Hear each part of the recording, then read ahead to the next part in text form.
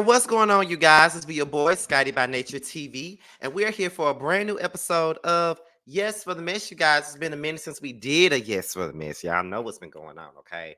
And my voice is almost back. I think I sound a little bit better. Oh, I think I got too much lip chap on. But well, too much Carmex. Well, it's the same thing. But yes, we're back in the building, honey. Okay. It's been a minute since I did a live Yes for the Mess, did a Yes for the Mess completely, to be honest. It's been a minute, but we're here. We're slowly but surely getting back into the swing of things, okay? And for those of you that are watching the replay, I know that my waiting room music is like almost 2 minutes. So if you don't want to sit through, this is just for future reference. If you don't want to sit through the waiting room music and you to replay game, just fast forward through it. Because if I don't do any type of live videos, the waiting room music is not there. The waiting room music is only there when I'm doing lives. But if you're the replay game, just fast forward through and keep it moving. You know what I'm saying? We only have the waiting room music to give people some time to get into the live, okay? So that's pretty much the basis of that. Now, before we get into what we're here to talk about, because we've got a couple of things to talk about today on Yes for the Mess, we definitely do. But before we get into that, let's get into the church announcement. Y'all know I got to do the church announcements before I get into anything else. Now, Tuesday is the mid-season finale of Love and Hip Hop, which means that on Thursday night, myself, T, and JoJo will be coming together for Roast and Review. And this week, we will be on Josiah's page. So make sure you guys tune in for our last Roast and Review for a while.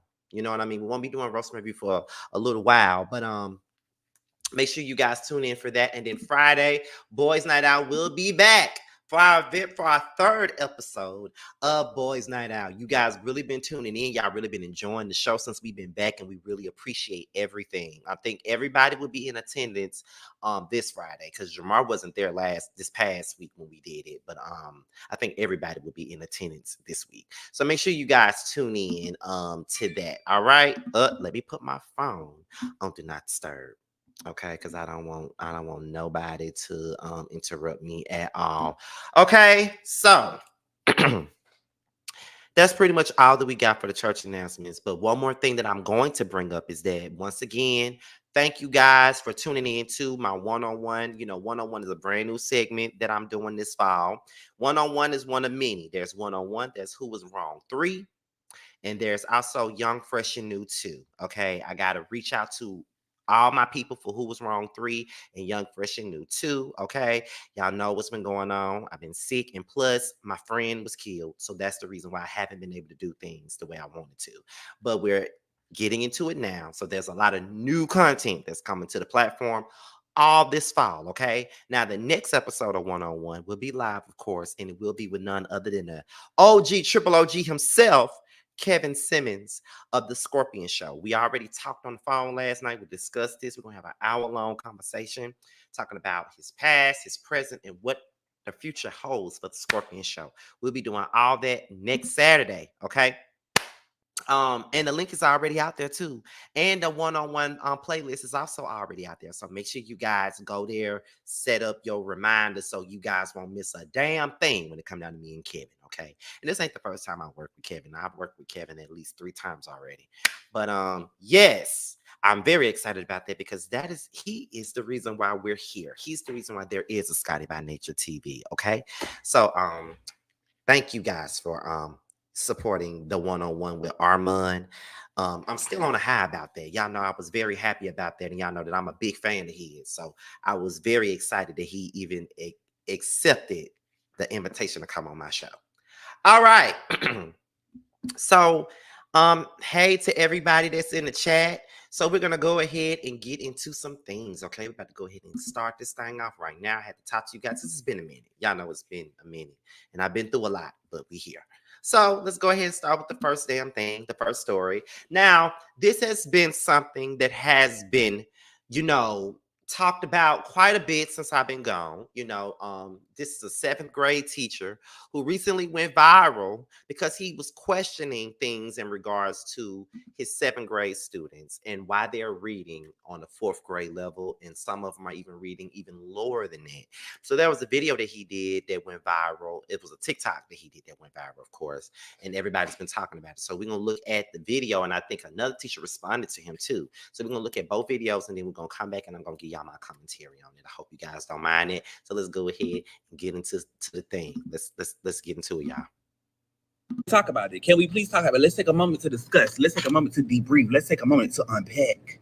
So I'm not really understanding why they're not telling y'all. Like, we all know that the world is behind, like, globally, like, because of the pandemic and stuff. But I don't understand why they're not stressing to y'all how bad it is. Like, I'm not even trying to be funny, but these kids are, I'm going to just say this. I teach 7th grade. They are still performing on the 4th grade level. I don't care how you flip it, turn it, swing it, swindle it. They still performing on the 4th grade level. Ain't nobody talking about how they just keep moving, passing them on. They just keep passing them on, passing them on, passing them on, passing them on, passing them on, passing them on. I can put as many zeros in this grade book as I want to. They're going to move that child to the 8th grade next year. Ain't nobody talking about that. Why they not talking about that? Why they not telling y'all that y'all... And why don't y'all know that y'all kids not performing on their grade level? Why y'all don't know this? Why y'all don't know? Talk about it. Let's unpack. Because y'all be quick to talk about, oh, the teacher this, the teacher this, the teacher. It's your job, baby. I just got here 30 days ago. She was performing on the 4th grade level since 4th grade. Why we not talk? Well, let's talk about it. You the teacher. You supposed to be, again, she been on the 4th grade level since the 4th grade. We in 7th grade now. So you let this child go 3 years and you never knew that your child was still in the 4th grade, ain't never left the... Hang it up, flat screen. And 4th graders being nice. I still have kids performing on grade K, 1, 2, and 3rd grade levels. I could probably count on one hand how many kids are actually performing on their grade level. So just imagine, you don't know that your child been on the 2nd grade level since the 2nd grade, and they now in the 7th or 8th grade? Are you joking right now? And these are future leaders, our future doctors, our future nurses, our future... Please. All right, then. That was a mouthful. So this was the 7th grade teacher that was trying to figure out why the school system keeps moving students to the next grade when they're performing on the 4th grade level. And I just want to say that he's not lying. And I know that a lot of people are sitting up here, they get mad with him about his opinion and what he's saying. And I'm guessing they're getting mad because he's on TikTok and he's talking about it. But these are things that do need to be talked about because let's be honest here. I have a lot of friends that work in education. One of my friends is actually a SPED teacher. Another one, I think she actually teaches like I think 7th or 8th grade. We have a couple of people I have a couple of people in my life that are educators, and they have said some of the same things. And it do start like a lot of people do like to blame the teachers and saying that well, you the teacher and you should know this, and you the teacher and you should know that, and you the like a lot of people do like to blame teachers for certain things, but we always say that it takes a village, and so it should not just be on the teachers. We should also do things at home too. When I was growing up and my mom was a teacher's assistant at that time, she had access to certain things, and she would make us like read though, like we had phonics workbooks at home and stuff like that. We had though, me and my sister, like we had those phonics workbooks at home. My mama used to make us count, learn our alphabets, sit there with us and help us study our spelling words, the math problems, like all that stuff. And it does take the education of a parent to also instill that into their kid. You know what I mean? It's only so much a teacher can do. The teacher getting up there, they teaching the curriculums, they're telling the kids what they're supposed to know. But you also have to take that initiative at home to also instill that same thing that the teacher's trying to instill into the child. And not only that, if you can't do it, hire a tutor, do stuff like that. Like, he didn't say nothing wrong. And I feel like it's really unfair that people want to get mad at him because he's exposing what's really going on here. He's only doing what people have been talking about up under, the table for the longest period of time. You know what I'm saying? So it's kind of like, what exactly is he saying that's absolutely wrong or effed up here? Because, like I said, I have a whole lot of people that's in my life that are educators and teachers and principals and stuff like that. Most of the people on my mom's side of the family were teachers. Like a lot of them, went to college and became, like college professors, or they were middle school teachers and elementary school teachers. And some of them even went to the point to where they were principals and stuff like that. So I was around a lot of people my whole life that were educators. So I didn't have any other choice but to learn and know certain things because they instilled it in me. If my mother could have fallen short on something, I had many aunts that were teachers that could have showed me this and showed me that. Like, it's so many, and it does start at home. You know what I mean? So he's not lying about it. And I don't understand why people, every time people tell the truth about certain things like this, y'all want to get mad at the messenger. But what y'all need to get mad at is the people that's raising these kids. Those are the people that deserves to get mad. You know what I mean? Like, for real, for real. And I always read on the level that I'm supposed to read on. You know what I mean? Like, period. Like, straight up. I've always made good grades in reading and English. It's just that damn math that I could never get my ass into the right way, no matter how much people tried to help me with that math. It was something about that math that I just couldn't get into. I never liked numbers, but that English and that reading and that social studies and the geography and the history and American government and all those type of things like that. Oh, Scotty had that on point. But that math, I couldn't do that shit. I'm gonna tell you right now, I couldn't fucking do it. Like, it is what it is. I couldn't do that. But however, like I said, the dude ain't say nothing wrong. He didn't say nothing wrong. He didn't do nothing wrong. It's just that it's on the internet and it went viral. And he's only saying the things that most teachers are saying behind closed doors. These are things that teachers are probably talking about when they go out for a drink after the whole week is over with. You know what I'm saying? Like, that's what that is. So, nah, man. No, ma'am. Mm-mm. We can't get mad with him for telling the truth. Now, apparently, there's a teacher that responded to what he said. So, hold on, wait a minute. So, Scotty, you can tell Mama how many. No, no, no, no, no, no, no, no. Don't you do that. Don't you do that. Don't you do that. Don't you do that now. This is the thing. When it came down to addition and subtraction, easy.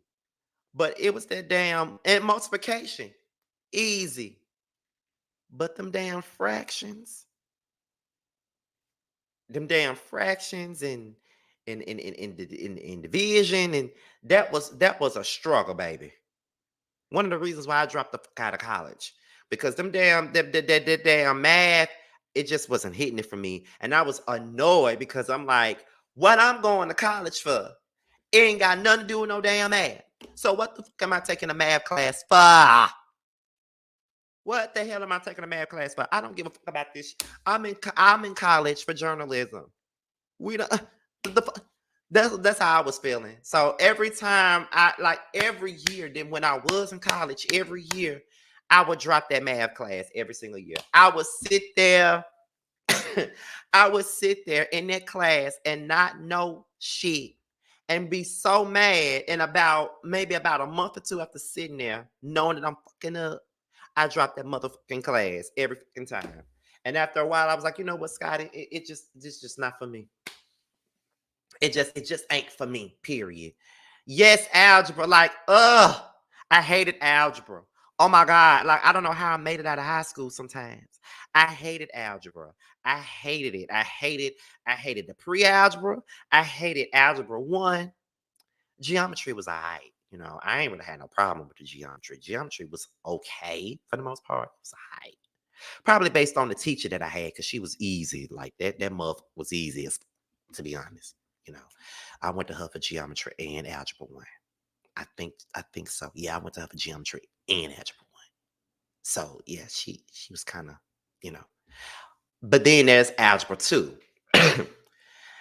And everybody in that class was flunking. But they passed us, but that lady passed all of us on. If we had good behavior, she passed us. Because I don't know how the hell I got out of algebra 2 and was able to graduate. But I did. Because I had what was it? Good behavior.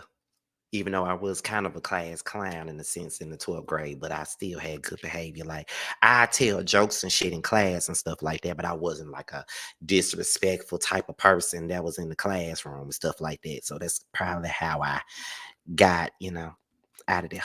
But anyway, that's another story. But I never got to take like trig and stuff like or calculus and stuff like that. Like my friend Jasmine, like she got to take trigonometry and pre-cal and stuff like that. She got to do that. See, she was good. She was good at math. See, I was never good at math. See, I was an English type of like I like research papers and essays and stuff like that. Like that's what I like to do. Like I was like a guru when it came down to the English. You feel what I'm saying? Like I loved it, loved it, loved it, loved it. But like I said, everything that this boy, I'm sorry, getting off a topic, but everything that that dude said was like not wrong at all. So like I said, there was a teacher that responded to him, and this is what was said. Let's get into that. Seventh grade, they are still performing on the fourth grade level. And fourth graders are on the first grade level, or even kindergarten. This isn't new, folks. This isn't brand new. They're not only behind academically, they're behind developmentally and socially. And let's not blame it on COVID.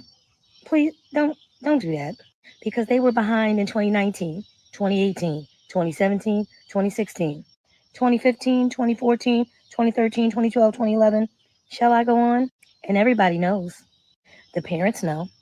The teachers have been screaming about it. Administrators and coaches know. Downtown District Central Office knows. And guess what? All these State Department of Education, they know too. So what's going on? A few things. No Child Left Behind, left every child behind. And if you don't know what that is, Google it. I'm a teacher from that era. Late 99s, early 2000s. Good old George Bush. I teach seventh grade. They are still. No, y'all, can we talk about it? Can we please? So she came in with the tea. So she came in with the tea. Like we thought that he came in with the tea, but she definitely came in with the tea. Like she came in with the tea. Okay, with the tea. And I agree with it. I agree with everything that's being said right now. Everything that's being said right now. Everything that's being said in both videos is the truth. Every single thing that's being told is the truth.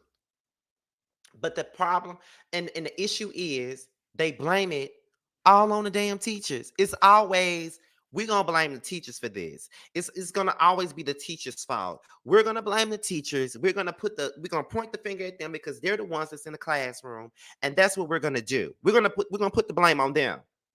But it goes beyond that. And if teachers like that guy that I played the first time, if teachers like this woman that I just posted this second time, if they all talking about it, and if everybody in these school districts know about this, what is the solution? Where is the solution? Why are we looking for a solution for the situation? Why are we allowing it to happen and allowing the educators to be the sole blame for the things that's going on in the classroom when it all starts at the home? My voice ain't all the way back yet, but I can't scream like I want to. But it's the truth. It all starts at home. It all starts with not just the teachers, but the faculty, the people that's over everything, the superintendents, the school boards. Like, what's going on here? And you're not helping the child. You know what I'm saying? Like, that's what summer school for. If they flunk out, they can go to summer school, make that shit up, and then come back. That's what summer school for. You know what I mean? Like, let's really have a conversation about it. Like the administrators, like all of that. Why aren't they speaking up when they know what's going on in the schools? And then, they have these standardized state tests where they can't even graduate if they don't pass it. Like I've seen people, and I ain't trying to put nobody on blast, but I saw a girl that I went to high school with. I think she was in my sister's class, I believe. That girl was an honor roll student. And when it came down to the standardized test, she failed the test and couldn't graduate. Although she was an honor student, but she didn't pass one of those state tests, the standardized tests, like like they have, like the English 2 writing test or the English 2 multiple choice test and the biology test and the US history test. And if you don't pass either one of those tests, you don't get to graduate. It don't matter what your grades look like, you ain't gonna graduate. You ain't gonna be able to walk the line. So I used to think that those standardized tests was a way to keep people behind when I was going to school. I used to think that was some fucked up ass because I was just like, girl, like the girl is an honor student. She took this test, she couldn't pass the test, and she couldn't even walk the line, despite the fact that she was given an honors cord and stuff like that. You know, like giving an honors cord, making the A's and B's in school. But when it came down to the test, she couldn't pass it. And that led to her not being able to walk the line. And I was like, how does that work? How does that work? So it's a lot. Hey, low key, it's a lot that goes down with this shit. And it may be stuff that we would never understand unless we're educators ourselves. Because I wanted to be educator. I'm gonna be honest with y'all. I wanted to be English teacher because I love to write. And you know what I'm saying? It's I don't know what could necessarily be done, but something got to give to help these kids out. You know what I mean? Like something for these teachers to come out on social media and share their grievances. It's a lot going on that we don't know about, and it's a lot going on that some people absolutely know about because they're in the whole education field, so they know. So yeah. It's a lot, but that was something I didn't even realize. I didn't even expect to stay on that topic for as long as I did. But I didn't like how the guy was being attacked because of the fact that he was telling the truth. Cause that's all he did. He told the damn truth. And when the quicker we figure that out, the figure that we not the figure, the quicker we realize that and the quicker that we accept the truth, the better. Because he didn't lie. Absolutely not. And I see that there's educators that's in my chat right now that said that he's not lying. So I just want to ask the chat, why do you guys think that people are mad about this video going viral? Why do y'all think they're mad? Can we talk about that real fast before we move on to the next topic? Like, why do y'all in the chat think that these people were mad at these teachers for going viral?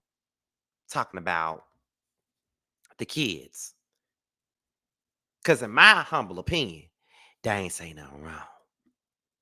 So we'll be mad for. That's how I feel about it.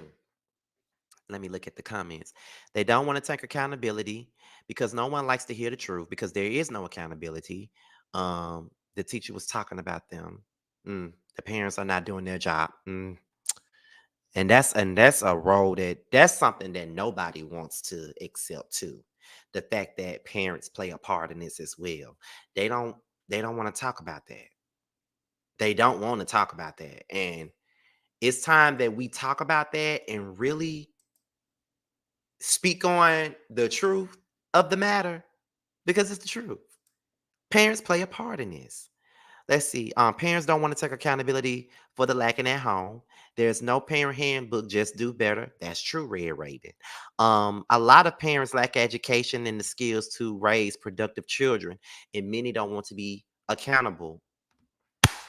I think that this is the best comment. Shout out to Low Key Vibes, who's one of my moderators, one of my favorite people in my chat. That was the best comment I saw. Um, and they are to blame, and a lot of these parents are babysitters. They only care about the kids when it's about gay people, but they don't care when it's education. You better say that. You better say that. Nobody wants to talk about the education. But when it come down to my gay ass and how, we're influencing the kids and there's an agenda, what about the educational agenda? What about that? Why aren't we speaking about things of that nature and how that's affecting the kids? But we can sit up here and talk about how homosexuality and stuff like that is doing that. Right? If you can give your kids phones, you can get some tutoring. Some of the parents are just as illiterate as the kids. Can we acknowledge that the parents of these kids probably flunked out too? That's true. I see it. They be dressed from head to toe though, but can't spell. You know what? Why y'all up in here telling the truth like that and stating facts? Even though that's what this platform is all about. But why y'all up in here stating facts like this? Did nobody tell y'all to come up in here and state facts like that? Did nobody tell y'all to do that? But anyways, we're about to move on to the next topic. But before we move on to the next topic, I just want you guys to know that we are 30 subscribers away from 48K. So if you guys are in my chat and you're brand new to the platform, go ahead and subscribe to the platform. Like I said, we got goals to reach, honey. We got goals to reach. We got 50K. That's our goal to reach before the year is over with. And I want to hit 48K before this month is over with. And I probably would have been at 48K by now if I hadn't took a break. But y'all know I needed that time. But go ahead and subscribe if you're brand new to the platform. Okay. We're like 30 subs away from 48K. So let's go ahead and get into that. All right. But like everybody in this chat, they're not telling no lies. So let's move on to the next topic in hand. And that is Mr. Shorty himself. That's Mr. Shorty himself, Mr. Tory Lanez, honey.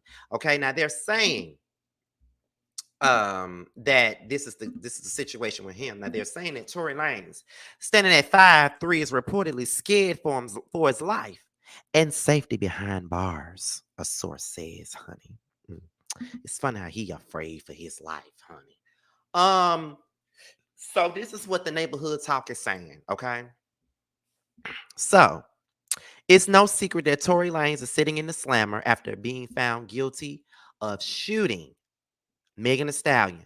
Well, Tory is apparently concerned about his safety. Tory is scared for his life and safety in prison. He feels like he's an instant and direct target because of his celebrity status. The rapper is sitting in a cell at North Cairn State Prison. I know I probably said that wrong. In Delano, California. He'll be spending the next decade there after being sentenced earlier this month. Now it's already being reported that Tory's little self is in administrative segregation because he's a well-known figure, which also means he gets a few perks, like being kept away from the general population. TMZ reported that his little self gets escorted to the showers where he bathes by himself. And if he chooses to spend time in the yard, he'll be the only one in the fenced off area. He stands at 5'3", so his size is definitely a setback.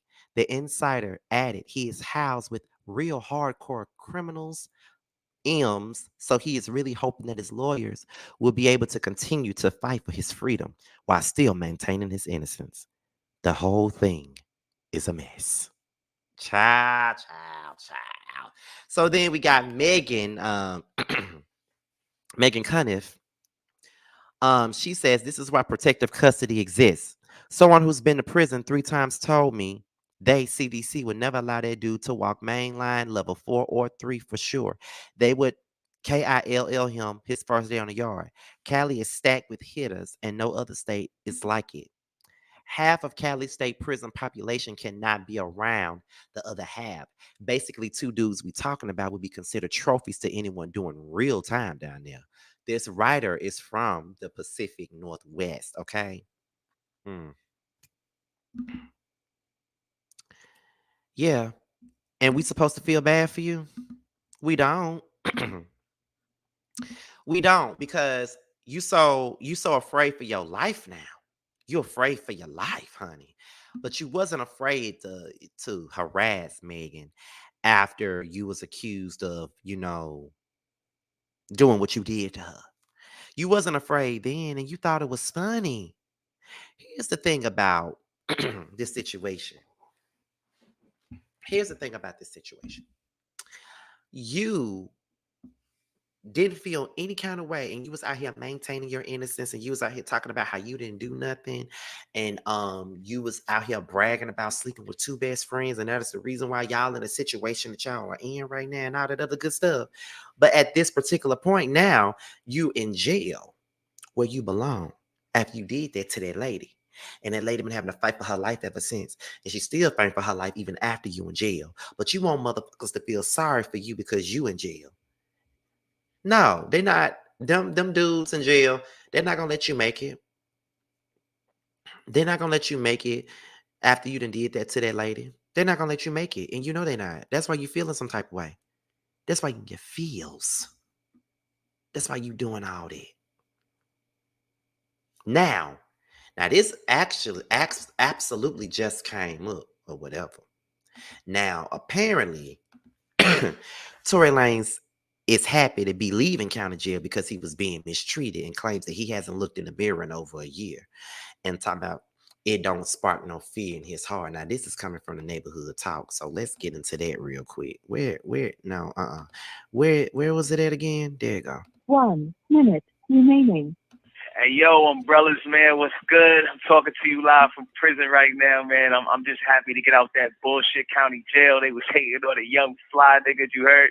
Having your 24-hour lockdown, half-size cell by myself, no windows, no mirrors.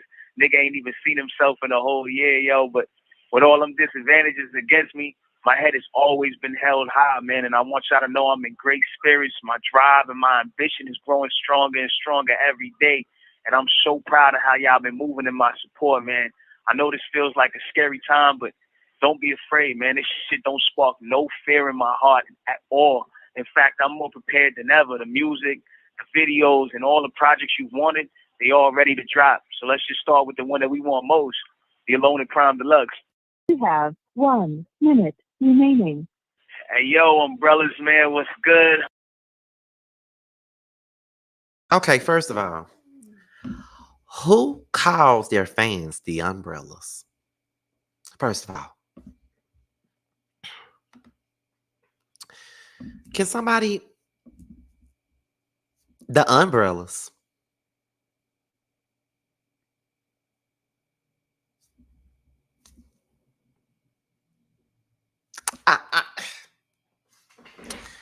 I'm just saying.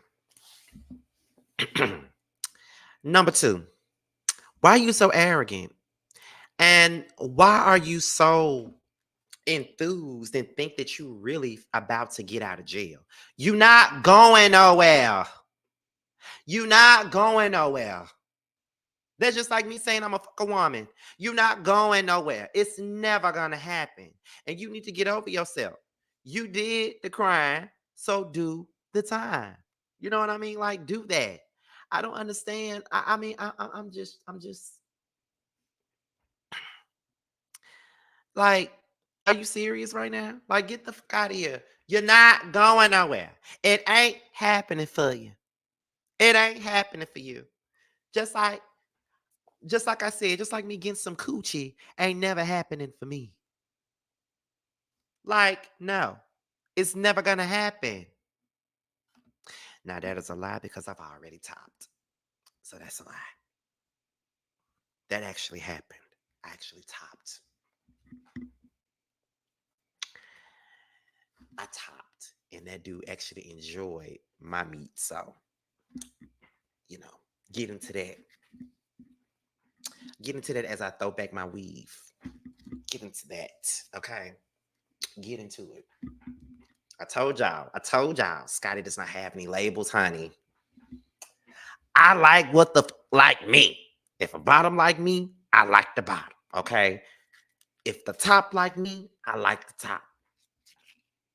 So, Absolutely. Yes.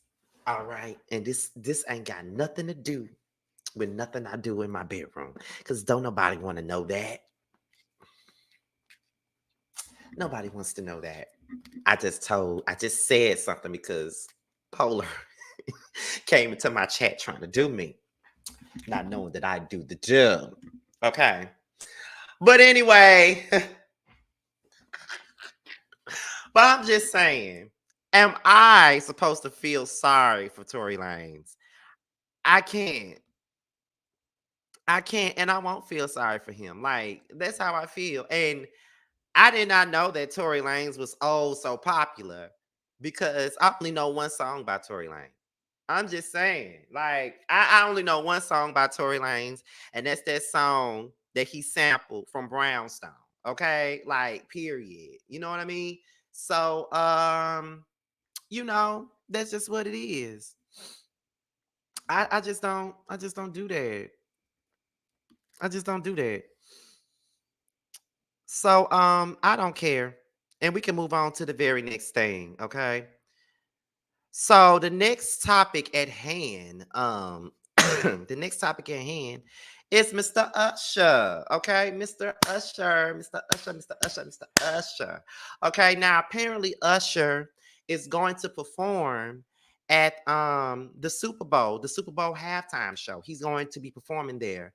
And I was so thankful for that announcement, even though there's people in the chat that wants to make announcements that no one cares about. Everybody knows that when I do my lives, you know what I'm saying, there's stuff that's in my thumbnail that I'm definitely going to talk about, but then there's other things that I also add into it as well. So if you don't like it, you can go.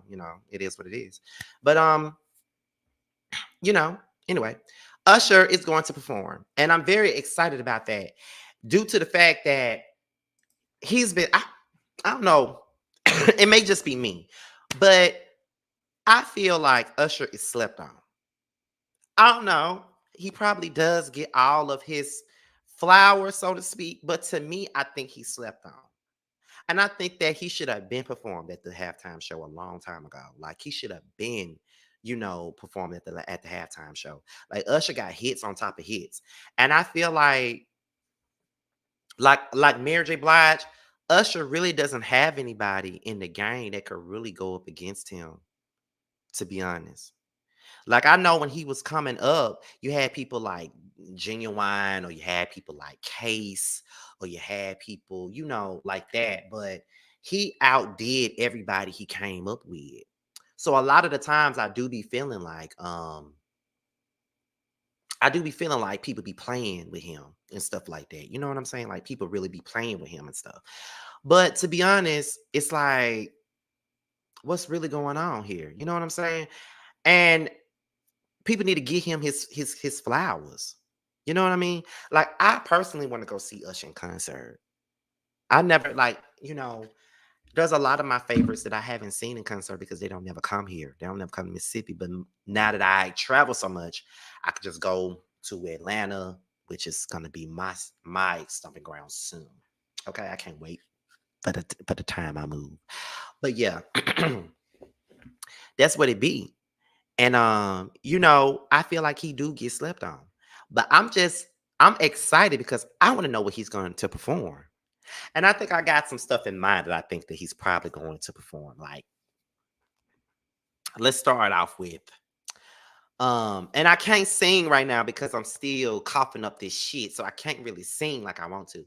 But I can see him performing, Baby, Let Me Love You Down. There's so many ways to love ya. Baby, I can take you down. Oh my God. Oh my gosh, I'm so in love. I found you finally. It makes me want to say, oh, oh, oh, oh, oh, oh, oh, oh, oh, oh, oh, oh, oh, oh, oh, oh, oh my gosh. He got to perform that. He got to perform, yeah. That's a classic. He got to perform, yeah. He got to perform DJ Got Us Falling in Love. I don't like that song, but he needs to perform it. He needs to perform.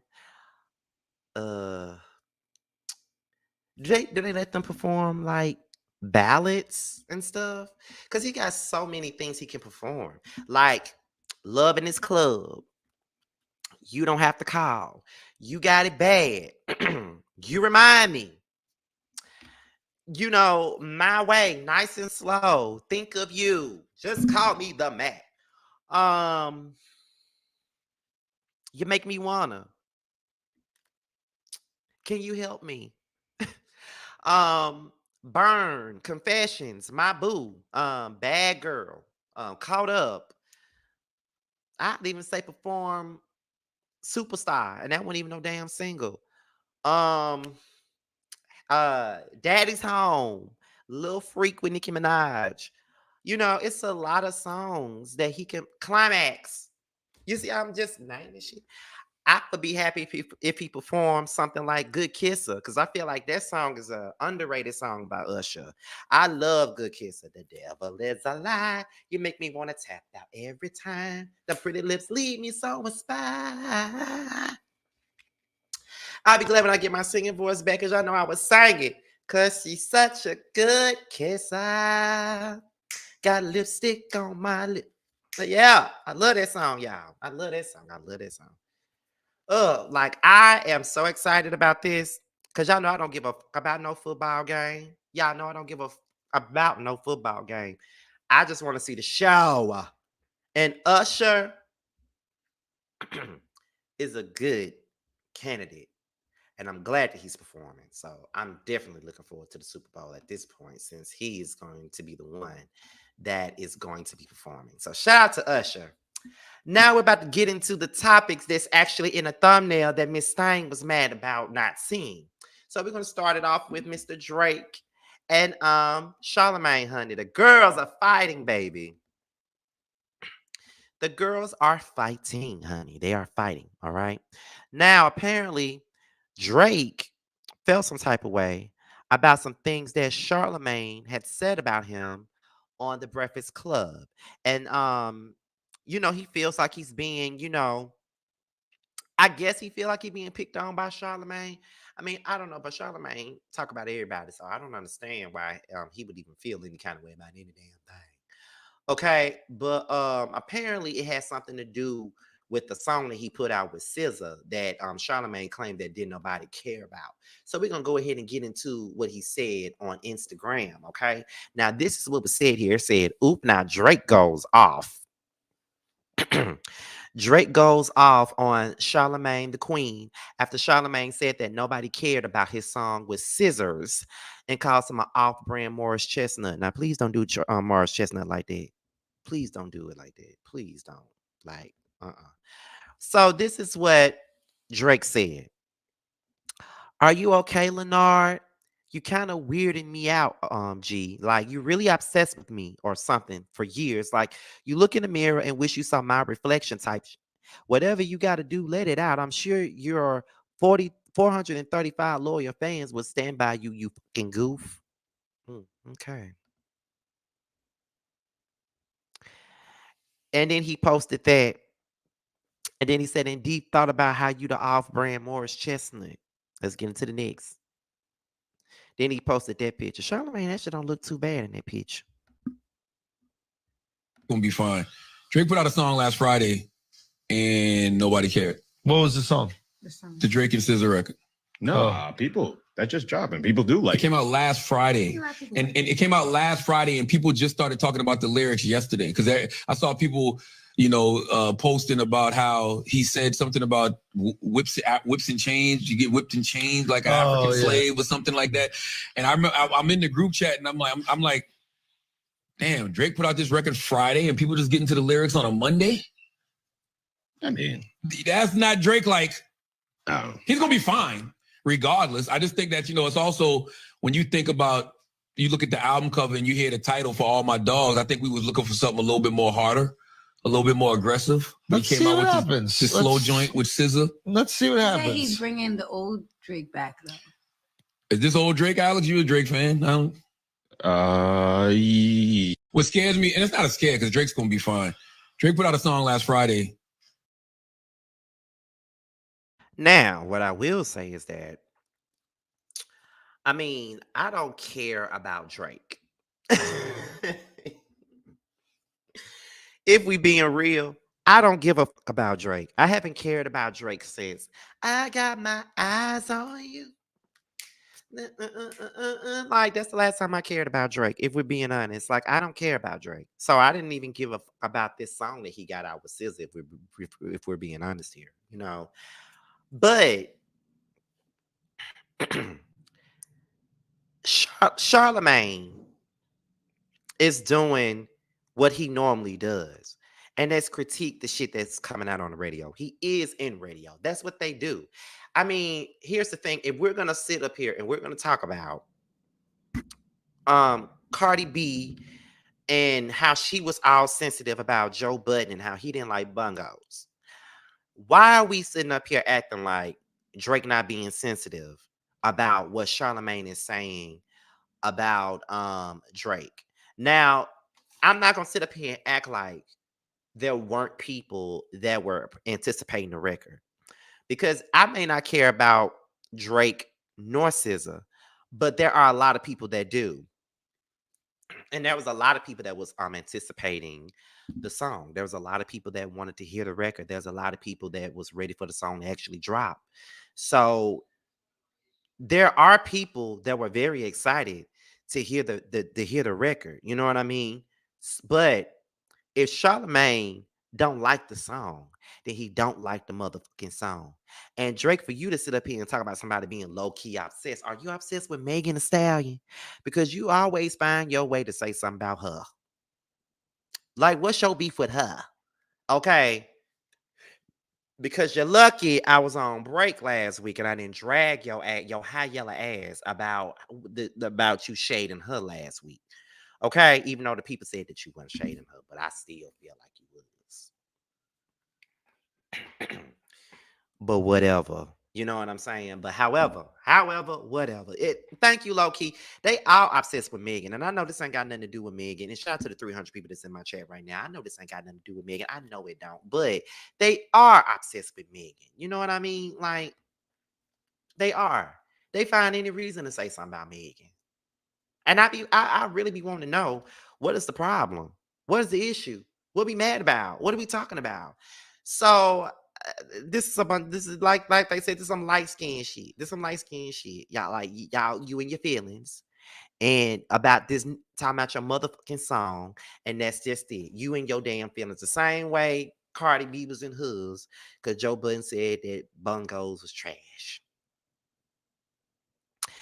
And if we really want to be honest about that part, I ain't listened to Bungo since it came out.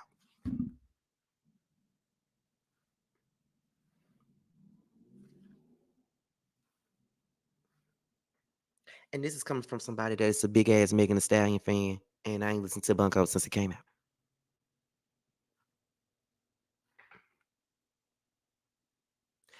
And that's mainly because it's a Fanta version of fucking WAP.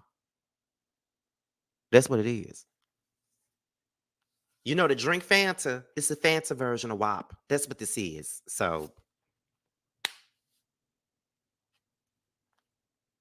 watch the video, you'll see what I mean. But however, you know, facts, Bungos is a decent club song, but it should have came out early summer for better play. Period. Because we about to go into the fall. As a matter of fact, we in the fall. We're in the fall, honey. That's what we doing. We're in the fall right now. So it's just like, girl, what y'all doing? What are you doing? Why are you doing it? You feel what I'm saying? So, I mean, that's how I feel. But whatever. And honestly, if we're being real, just like some of y'all up in here saying, y'all still ain't heard Bungos yet. I ain't even heard the Drake and SZA song. So I can't tell you if the shit whack or not. Because I ain't heard the song. I don't like now one of they ass. So I could care less about, what they talking about. I don't like now one of the damn songs. But Drake, until you figure out why you don't like Megan, shut the fuck up. That's how I feel about it. Just shut the fuck up. If you ain't gonna sit up here and talk about why you don't like Megan, then you could just Shut your clown ass up. But y'all gonna get enough of allowing Charlamagne to get up under y'all skin. Cause y'all know that he say shit just to get up under y'all skin, right?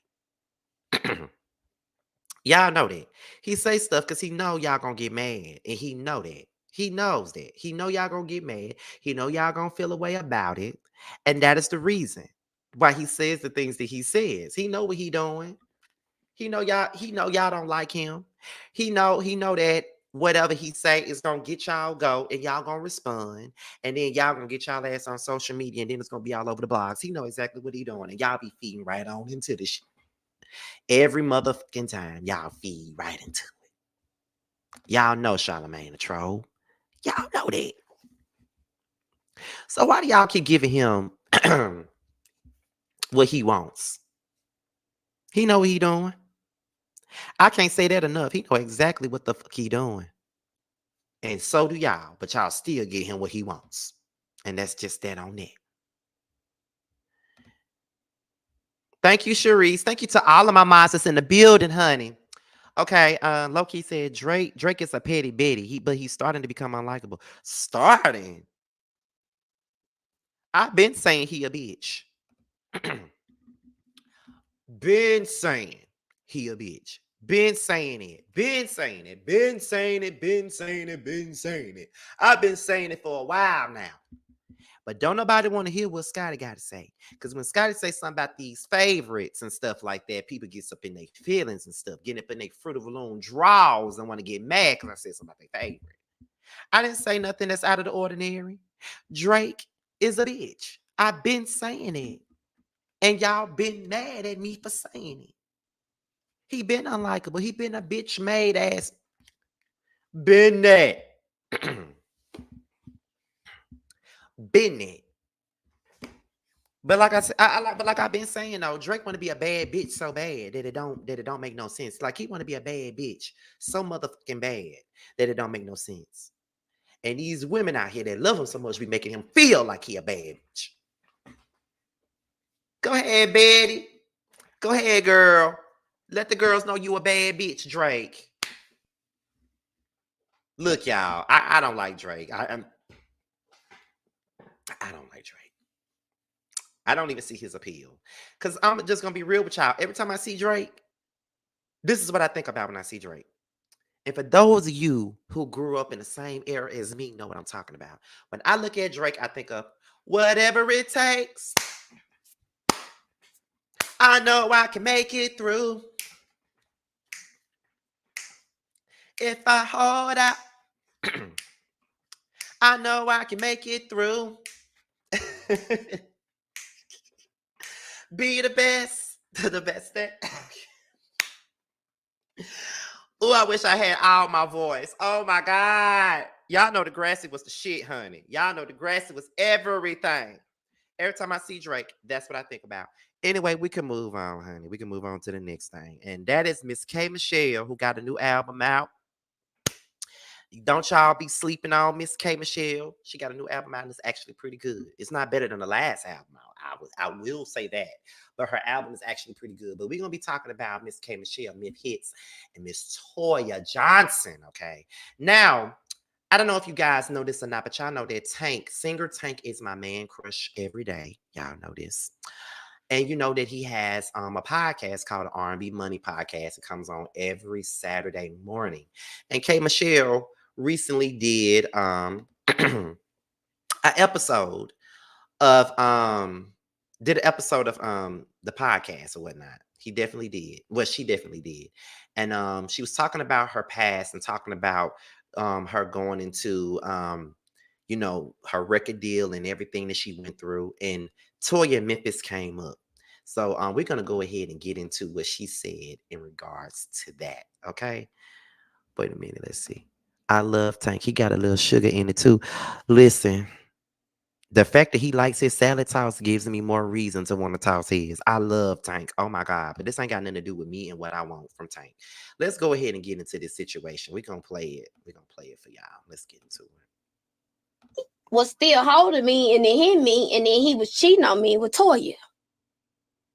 I remember he made me watch Toya and Tiny's show. And I sat there and watched that show. knowing that you was fucking her. And she knew about me and everything. And this is the man holding your career. Holding my career. In his hands. Yeah. Holding my career, be my ad, keep my music. So I went over there to pull all the things out the flower bed because he was still holding me and then hitting me, and then he was cheating on me with Toya. I remember he made me watch Toya.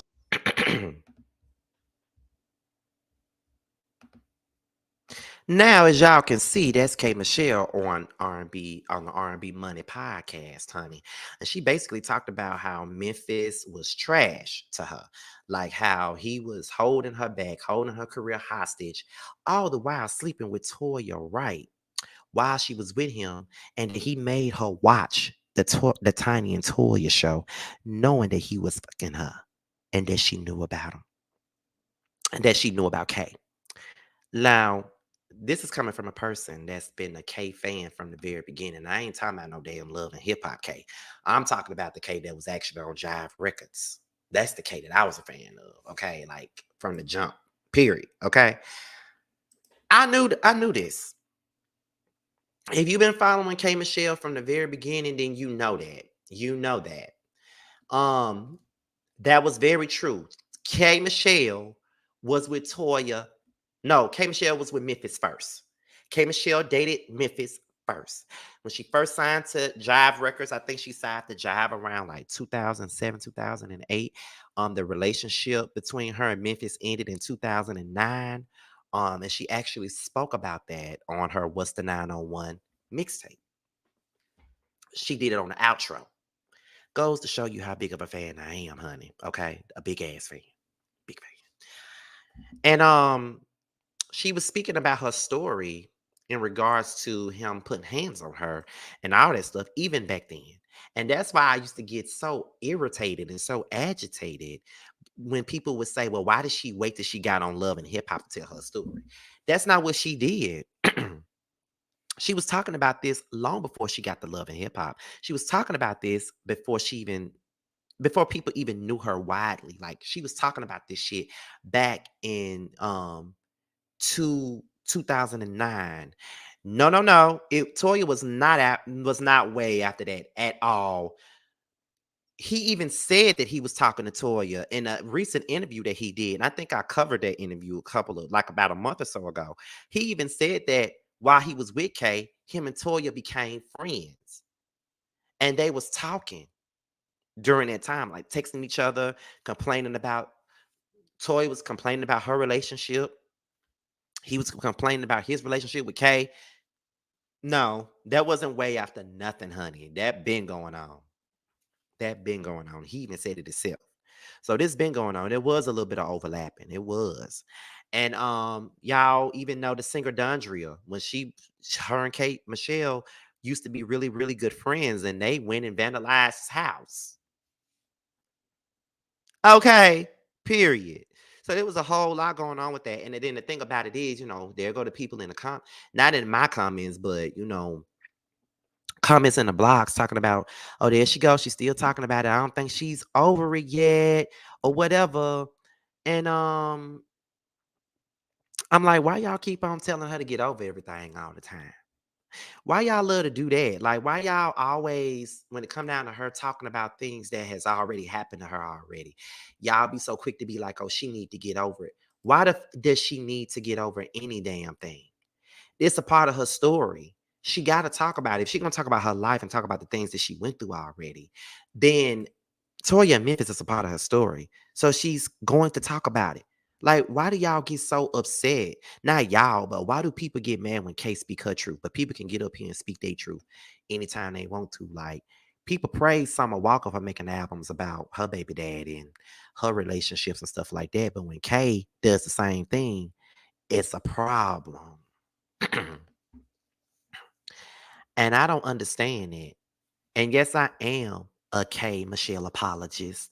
And I be knowing that Kay be doing some fucked up shit sometimes. I know that. As a fan, I know that. But when she's right, she's right. And there's nothing wrong with her telling her story. Like, this is a part of her way into the industry. Like, this is the things that she went through. So why are we up here telling her that she need to shut the fuck up. You know, why do we need to tell her to shut the fuck up? Everybody else can tell their motherfucking story, so why she can't tell hers? I mean, I'm just saying, why? And she was asked, like this, that is a part of the whole R&B money situation. You know what I'm saying? Like that's what this is a part of. Like that's what they do. They ask you questions and then they talk about, you know, stuff that has gone down in your life and stuff like that. So it is what it is.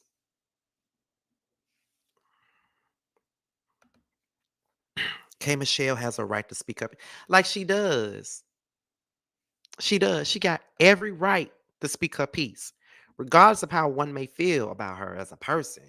She can still speak her piece. This shit really did happen to her. So why is she not allowed to speak her truth? Like when you get into interviews, that's what you're supposed to do. I know you have a choice as to what you can talk on, what you want to answer, but she is an open book. Whatever you ask her, she gonna answer the question. So it is what it is. You know what I'm saying? Let's see. I don't think I ever heard of K. Michelle. What's a go-to song I should check out? Okay, so if you're new to K. Michelle and you want to get into her music and you're curious about her, I will give you 5. I won't even just give you one song. I will give you 5 songs that I think that would be good for you to listen to. 5. Number 1, Maybe I Should Call. Number 2, VSOP.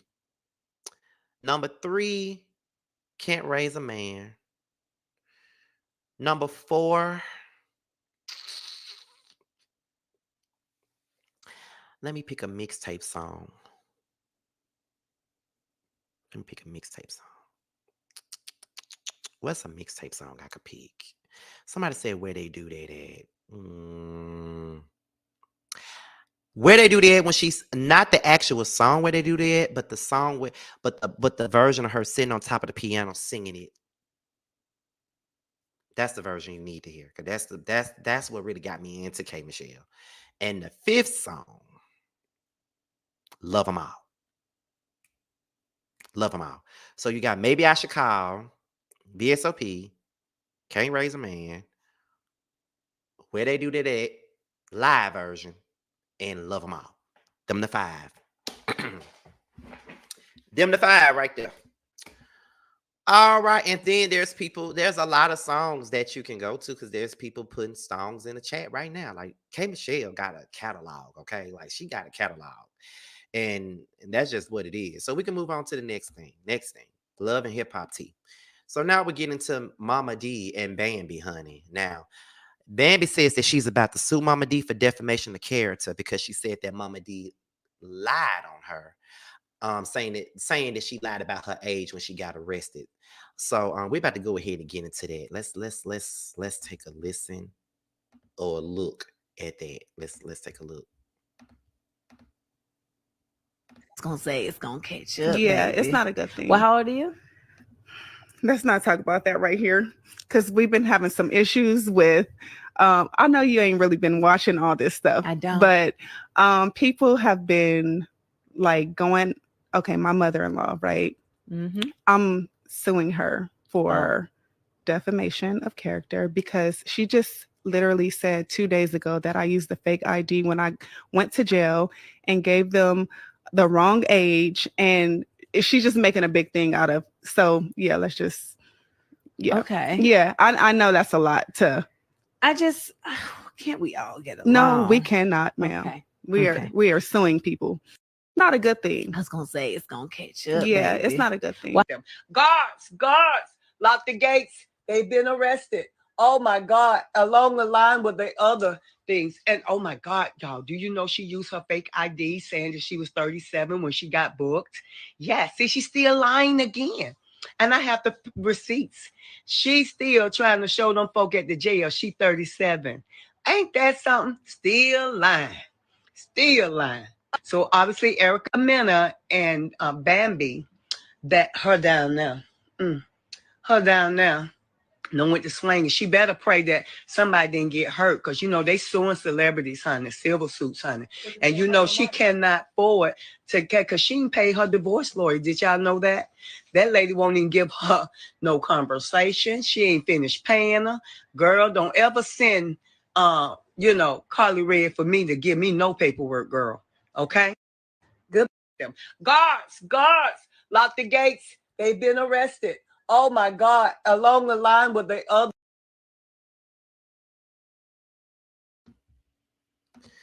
First of all, Mama D, leave Bambi alone. Like, leave that girl alone. Leave that girl alone. Why do you keep on fucking with that girl? Leave that girl alone. Okay, now, that's number one. Number two, Bambi, were you lying? Because when Amanda Seals asked your ass how old you were, you couldn't even give her an age. So if you're not lying about your age, why can't you tell Amanda how old you really are? Is it because Mama D ain't lying? Can you even sue somebody for that? Is that defamation? Really? I'm being honest. I'm really asking. Like, is that defamation about her lying about her age? Because a lot of them lie about the age in the industry. All of them do. But can Mama D really get sued for that? I'm just asking a question. I'm not even being funny. I'm asking a question. Like, I'm seriously asking a question. Like, does she even have a case for something like that? And I don't believe Bambi 37. I don't believe Bambi just 3 years older than me. Because, baby, I'm 34. And I'm going to be 35 in February. I know I don't look it. I look every bit of 20-something. I know I don't look like I'm 34 going on 35. I know I don't look it. But I don't believe she no damn 37. She cannot be 3 years older than me. Because ain't Malaysia 40? And didn't her and Malaysia grow up together? And aren't they around the same age? So how in the is she sitting up here talking about she 37? I don't been more believe that than anything. I don't believe she no damn 37. I'm for real. And there's nothing wrong with being 40. Because I'm 6 years away from it. Lord, let these 6 years go by slow as. But I don't believe that. When Basketball Wives LA came out, the season and she was on there, I was 23. So you mean to tell me you was 26 during that time?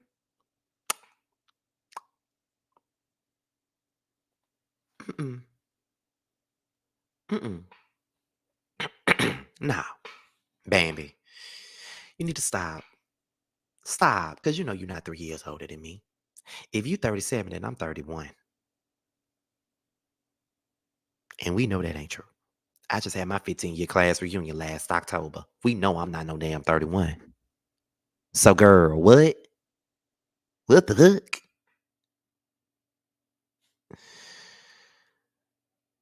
I don't believe she's 37. She got to be at least 40 or close to it. I know 37 ain't that far from 40, but I don't believe she just 37. Because like I said, Malaysia is 40 or 41, somewhere in there. I know she in her early 40s. So if Malaysia in her early 40s, I know that Bambi got to be 39, 40, 41 or something like that. She got to be somewhere because I don't know. But a lot of y'all feel like it'll be a waste of her money to be trying to sue somebody about that. That's y'all not here for it. Y'all feel like it's a waste of time and money for Bambi to be trying to get a lawyer about this situation. I think we all agree with that. I think we all do. I think we all agree that this is a waste of time and money to get a lawyer to sue somebody because they said you were lying about your age. And they just might throw it out, just like somebody said. Wait, is somebody's birthday today? Oh, so she is 37. So why she just can't say that then? I still, it's just hard to believe, child. It's just very hard to believe that the girl just 37. But whatever. Sabrina just said that she Googled it. And happy belated birthday to you, Sabrina. Happy belated birthday. And happy belated birthday to Maddie. Okay. We'll talk about that at the end. I'll give all my shout outs at the end of the video. But I think this is all that we got for Mama D and Bambi. That's all we got. That's all we got, honey. We can move on to the next thing. So now we're here to talk about Tasha K and Joe Budden. Now, y'all know that Tasha K did an interview with No Jumper, and she did an interview with Joe Budden. I have not seen the interview that she did with with Adam 22 of No Jumper. I haven't seen that interview yet. But apparently Joe Budden is not putting out his interview with Tasha K. And Tasha K is pissed. Okay, Tasha K is pissed about that situation. And she did a video going off on Joe Budden about not putting out the interview, and even blamed him, even said that he did what he did what Cardi B actually told him to do. So we're gonna get into what Tasha K said first, and then we're gonna get into his explanation as to why he's not putting out the interview. So we're gonna go ahead and get into that. Okay, let's get into it, Hunter.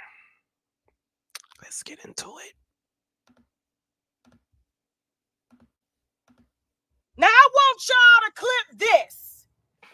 Yes, angry, black, bald head. That's what I want you to clip. And I honestly regret giving him the interview that I should have gave that cracker Adam 22 when he had the intelligence to read my case, instead of me sitting down with a black man that is supposed to have my back when I'm supposed to have his back, when Latina women are out here saying that he's breaking ribs and kicking babies out of their fucking stomachs. Then you want the black woman to come sit in court and picket for your bitch ass. Don't play with me. Your hoop Aaron, the other one fell out. I don't know if, can we tell her that? Don't play with me. And you wonder why black people don't get ahead. Now I want y'all to clip this. What happens, man? But you can tie the two together if you're her. Mhm. If you're her. Maybe. Listen, Ice has a point. When you are not communicating with people, and Cardi and I don't communicate, there's plenty of room for gray area, right? Mhm. So when I look inward, I can see how she would feel that way, right? Like I went to Summer Jam, I came in here, I talked about going to Summer Jam, and I said I left right before Cardi came on. Right? That's one. Then you get to bongos. Then you're looking at somebody that you know, like, this is funny too. And then you see the Tasha K. You don't even see the interview because it's not out, but you see that. Oh, and you had her up here. Oh, it's something now. And It's something. It's something. But I think that when if you look at it from, this particular person was trying to destroy my image, my reputation, my brand, how I feed my kids, and then you supposed to be my homeboy, and you came and had them sit on your couch With the size of your platform? without a conversation. What happens, man? But you can tie the two together if you're her. If you're her. Listen, Ice has a point. When you are not communicating with people, and Cardi and I don't communicate, there's plenty of room for gray area, right? So when Sit on your couch With the size of your platform? without a conversation, then it could open up the door for some. But this person still tried to end me no matter what. I see what you okay. You know, Like that happened. so you agree? So I'll Cardi an apology, and I shouldn't release the interview. Wow. I think sit on your couch With the size of your platform? without a conversation, then it could open up the door for some. But this person still tried to end me no matter what. I see what you okay. You know. Just to clear for the community, some people were kind of, just worried about why. Okay, so that was Tasha K when she went off on Joe Budden, I know that her rant was a lot longer than that. I think her rant was at least 12 minutes. I just took this off the neighborhood talk because I think it'd be safer for me to do that. I really wanted to play the whole rant, but whatever. So, Tasha K went off, and then the clip that I played after that was also Joe Budden talking about Cardi B and why Cardi B felt like it was why Cardi B felt like he was only going in on her for a specific reason because he got somebody on his platform that don't really care for her like that. You feel what I'm saying? So now what we're going to get into now is when Joe Budden addressed the backlash that he's received since he did not release the interview with Tasha K. Let's get into it. Just to clear for the community, some people were kind of, just worried about why you chose her in general. Can you just explain why might you had respected her work at one time? Oh, you talking about Shorty Doo-Wop? Yes, indeedy. And keep in mind that we said at one time. That does this statement that he says has no reflection on how he may feel now. No, listen. The girl's work ethic is her work ethic. Like, and she has it. If anybody take that away from her, I wanted to learn more about her. Clearly negligence on my part with that whole her Cardi. They both seem to be entirely too passionate about whatever occurred for even a regular interview to go down. But the interview wasn't coming out not because of Cardi. Like I already told her, that interview was a problem. Just to clear for the community, some people were kind of legally, financially, and algorithmically. There was a lot going on in that interview. It would be foolish of me to just put out an interview with the girl that just got sued and lost for $4 million without checking this. So all of this other shit just happened to happen while my lawyers was looking at this. So, I mean, listen, you play with pigs, you get mud on you. I don't have nothing to say. Let the legally, financially, and algorithmically. There was a lot going on in that interview. It would be foolish of me to just put out an interview with the girl that just got sued and lost for $4 million without checking this. So all of this other shit just happened to happen while my lawyers was looking at this. So, I mean, listen, you play with pigs, you get mud on you. I don't have nothing to say. Let the legally, financially, and algorithmically. There was a lot going on in that interview. It would be foolish of me to just put out an interview with the girl that just got sued and lost for $4 million without checking this. So all of this other shit just happened to happen while my lawyers was looking at this. So, I mean, listen, you play with pigs, you get mud on you. I don't have nothing to say. Let else. Like that's just a very destructive type of energy that I wouldn't have got that from her without meeting her. Like meeting her and hearing her story, and it's like, oh, this is why you like this. It's like, oh, okay, this is why some things are maybe hindering your progress. Oh, this is why there's levels to this. The way you move and it's still kind of low. I don't want to say low level, but it's low vibrational. Yes, yeah. It's a lot of that. So not to knock. Go ahead, Dash. So aside from the legal standpoint, which is a huge standpoint, did her doing any of those clickbait videos with you and Melissa Ford's name in the titles have anything to do with it? It's just a question. No, I don't care about the videos. Oh, okay. Yeah, we like that's just a very destructive type of energy. I just feel like it's like he has an issue with me, and it was beyond the critique of bongos. It's just like you inviting bitches that said the rudest, nastiest shit. But when what's them niggas' name they used to do podcasts with? Oh, Maul. Maul, and the little other guy.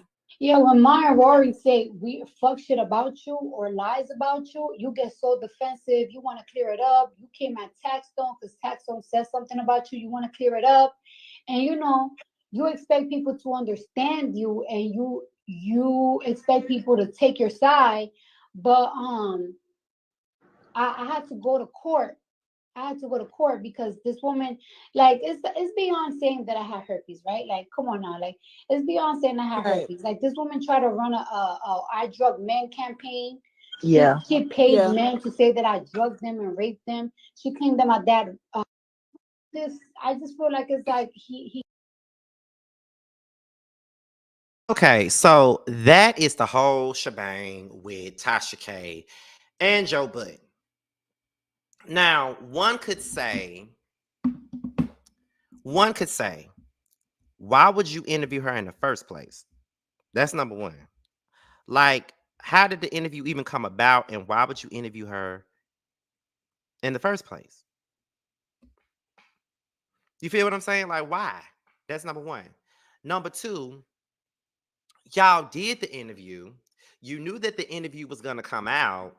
That's another thing. But you suddenly decided that, okay, I'm not doing this interview. I'm not putting this interview out. I'm not doing this interview. I'm not going to put it out there to the public, although it's already been known. It's already a known damn thing that I did this interview with this chick and everybody finna find out about it.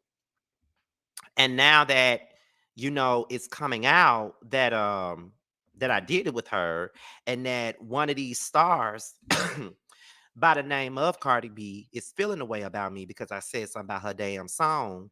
She thinks that that's the reason why I said something about her song is due to the fact that I did an interview with her op. And now you decide that, okay, I'm not going to put the interview out because of the fact that there was a lot of things that happened within the interview that I didn't really care for. My thing about it was, did you realize that before or after you did the interview? Because according to Tasha K, in one of the things that she stated in her rant that she went on about him, she basically stated that what she say? She basically stated that that the interview was gonna shake it up, was gonna shake up the internet or whatever. That's what she said. She said it's gonna shake up the internet, and she said that it was gonna be good for him or whatever, and that why would she expect for a black man to stand beside her, and that this is the problem with black people is that we don't stand by each other, we don't stick together, and all this other stuff. And I can say that that is a true statement, that us as black people, we really don't stick beside each other. But at the same time, people also got to look out for themselves too. And like Joe Budden said in the clip that I just played, his people told him that it wouldn't be a good idea for him to put that interview out. And if your people telling you, bro, this ain't good for you, you don't need to put this out, this is gonna be a bad look for you, you don't want to do this, you might need to think about this, don't put this out, we looking out for you and your brand, don't put this shit out, don't do that. If your people telling you that, you need to take heed to what the hell your people saying. Now Tasha K might be mad, and she might go off on the hinges, and she might say this, and she might say that, and she might disparage your ass, and she might say a lot of flip shit about you. She just might do all that. But at the same point in time, you can't get mad at this mother for looking after himself. Because you probably said and did a lot of that could get him in trouble. You feel what I'm saying? You got to think about that. This man got lawyers. He got a brand to protect. And just because you brought your ass on there and you showed your natural black ass to the people, and that you said a whole lot of stuff, and if you ever watch Unwind with Tasha K, you already know what type of time she was probably on. Ain't no telling what she said in that interview. And she probably said some of the most up ass, you know what I'm saying? That he knew that wouldn't be in his best interest to air that.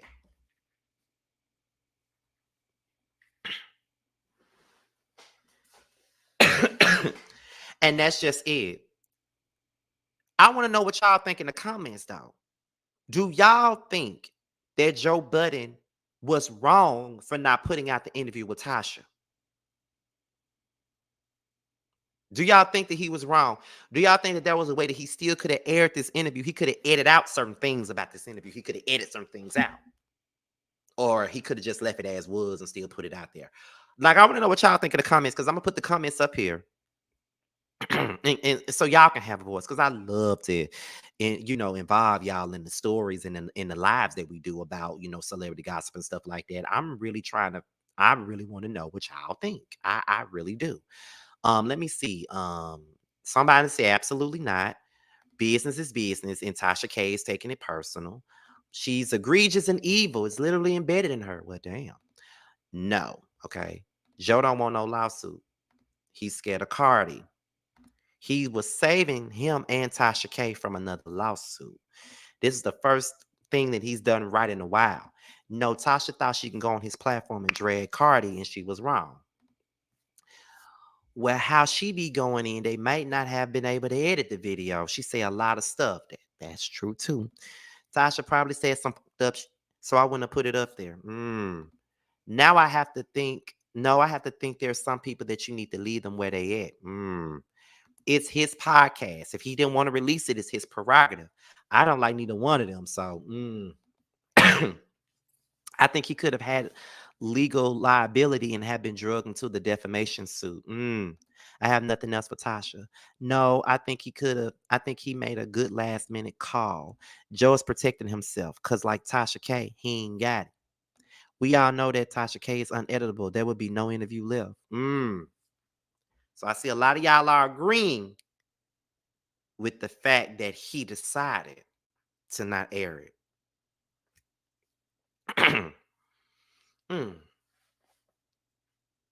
Well, I kind of agree with what y'all saying. Let's see. I'm going to read one more comment, and then we're going to go to the last topic of the day. She foolish. Should I stand beside her or the black people she usually attacks? But yet she bragged about her white attorneys. She likes to blow the black women or black people dog whistle. Oh, one more. He never should have conducted the interview. He should have consulted the lawyers prior to the interview. But since he has now, he's not wrong to not release it for legal implications. Okay.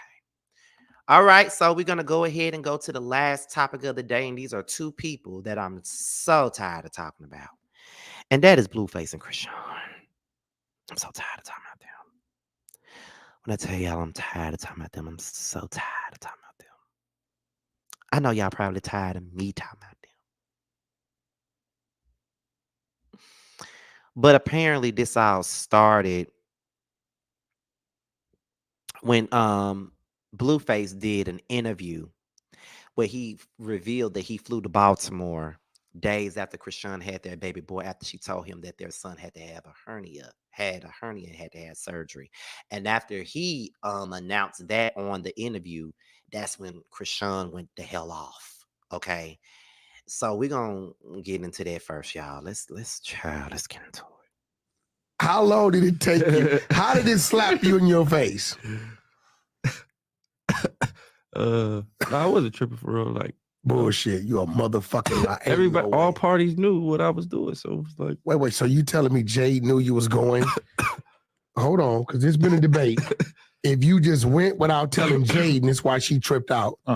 So you telling me Jay knew you were going to Baltimore to see the baby? Yeah. Bro, we didn't know. Right. Like, people were thinking Jaden tripped out because she saw it. Like, what the fuck? And as long as we're doing the narrative of Blueface's life, this comes after many weeks of him declaring over and over on social media, I do not give a fuck about my other baby mama. I am focused on my original baby mama. I am building her rap career. This is what I'm focused on. Editor, and then right all of a sudden, he's in Baltimore. This is when you dropped the song Stop Capping by Blueface, baby. Yeah, I know you did. How long did it take you? How did it slap you in your face? I wasn't tripping for real. Like, bullshit. You a motherfucking lie. Everybody, all parties knew what I was doing. So it was like, wait. So you telling me Jaden? Oh yeah, yes. Okay. Boom. I had to go because I guess the baby had like a little hernia or something. You had to go. First of all, let's clear something up. He's a real dad. You're doubting the hernia No, story? no. No, He's yeah, a real let me dad. tell my No, story though. okay, but you're a real dad. No, for like sure. you wanted to go. So yeah, I didn't- hernia, now fucking hernia. No. Listen, I didn't make the birth because she didn't invite me. She didn't let me know nothing, and she was just doing some Instagram stuff. So I was just like, all right, how am I supposed to rearrange myself to, just get over there? And the communication wasn't there for me to just end up there. So I'm like, all right, I just give her a little bit of time to like, fill it out, and then she finally like told me like the baby had a hernia, he's gonna have surgery or whatever. Just nothing major, just regular shit. And I was like, oh damn. So that's really why I went out there. So I'm like, all right, damn, I gotta at least see this through with her. Mm-hmm. So the baby had complications. Yeah. So so okay. So the baby had complications. Yeah. So I told Jaden, like, I told Jaden this, and then she kind of like, beat me up. No, she beat me So up. you told, wait. So you're at home in Cali. You tell Jaden, I got to go see the baby because the baby has a situation, hernia. Yeah. And when you told Jaden this, she wasn't supportive of you. I mean, not like she didn't approve. All right, let's just put it that way. Okay, so regardless, you did what you're supposed to do. Your baby mama number one can't tell you to be a bad dad to baby number two, right? You got to like allow for that. It takes a certain level of humility to be one of many baby mamas, or even one of two, which she is now new to it. She's had him she's new, all to herself, at least in the fatherly role for many years now. Yeah, you're right. No, it's definitely, I understand both sides. So the baby had complications. Yeah. So, baby, when I tell y'all, they be killing me making Blueface out to be more than what the fuck he is. Like, girl, you know what I'm saying? Like, Tatiana was not that big of a song, number one. Number two, that's the only song we know about by him. If there's another song that he ever had, can y'all inform me of it? Because I don't know it. Okay, that's another thing. And number two, get the fuck up out of here. Like, just get the fuck up out of here. I'm tired of y'all. Okay, I'm tired of y'all. Okay, so we're gonna go ahead and get into the next. So Chrisean goes off on live after Blueface disclosed in the interview that the baby had a hernia. Okay, so we about to get into that now. She lived to go live. So let's get into that. Look, I'm not hiding. This is over here telling everybody business. So, Junior did not get surgery. So, I don't know what he's talking about. Oh, the baby had to get surgery. He do need surgery, but he didn't have surgery. He needs surgery for his hernia because his daddy want to talk all this bull. So, we're going to clear it up. He didn't get surgery yet. And yes, he has to get surgery for hernia. But why are you sitting up on and then I text him like, what's up? Right? What we doing? Why are you online talking about his hernias for clout? He like, you're not my BM. Like, he's being bitter. So personally, I don't know what to do with as a baby father that's quick to. And then he think I'm trolling with little baby because what I'm tweeting. Look, I'm not hiding. I don't have nothing to do with nothing. Leave me the f alone. I don't even know. Like, first of all, I did the video. That should have been good enough. You want to keep going with the shit. Because at first I'm like, all right. You want to do all this? He tried. I just can't. I just can't with this. He's weird. He's weird as shit. And then it's like he the fact that the baby name is Chrisean, so he like personally take it out on the baby. That's why I'm like, well, f you all together. We don't need you. I gave him a key to my house. He have access to the crib. Oh, he's scared to walk. I don't have nothing to do with nothing. Leave me the f- alone. I don't even know. Like, first of all, I did the video. That should have been good enough. You want to keep going with the shit. Because at first I'm like, all right, you want to do all this? You try. I just can't. I just can't with this. He's weird. He's weird as shit. And then it's like he the fact that the baby name is up.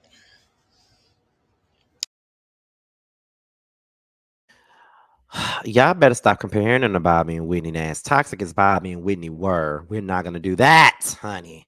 Okay. So then after that, Blueface was starting to face backlash for posting his baby boy's genitals on social media, and Babyface said, "My son don't got she on here popping it, so you know what I'm gonna do every time. Checkmate. She is a bad mother. Yes, she is unfit. She been pushing the surgery back, missing the appointment so she can do what she wants. I went to be more thinking it's surgery. They talking about she missed the appointment. I tried to do the right thing and keep it private, but this hoe keep going and going on and on. Leave me the fuck alone, you crack baby. Oh my God."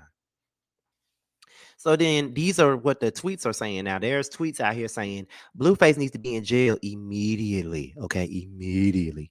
Now, Chrisean, you had that baby outside knowing that it's something going on between your son's legs. And you know damn well Blueface don't give a damn about blasting your ass when y'all beefing. Honestly, the baby is better off with neither one of y'all. If that ain't the truth, I don't know what he is, okay?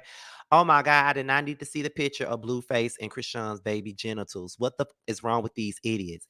And please, someone help that child, because that is not normal. Why would Blueface put his newborn child's private parts out there like that? Please take that baby away. Y'all gonna keep that being Chrisean. But after that picture, yeah, I'm on Blueface side. Needs a cold ass reality check. But y'all talking about you on Blueface side, but Blueface nor Chrisean are fit to be parents anyway. So we get into some more stuff. Now, Chrisean comes out with whoa, whoa, whoa, whoa, whoa, whoa, whoa, whoa, whoa, whoa. Blueface and Whack 100. Blue knows his appointments is already set with his surgeon. Don't sit here and lie. I've been making it to all of his appointments in Baltimore. Who got the video of him recording himself at the concert saying I had to go handle a serious matter? Whoa, Blueface. Now you really pulled that card trying to get my kid taken from me, knowing I'm actually doing my best. I need y'all to back the fuck up for real, seriously. I promise, soon as you make one step in our direction with trouble, just know that the Lord ain't messing around. Be safe playing the devilish game. I'm so sick of y'all. I'll be glad when they take your goofies away for that tempted.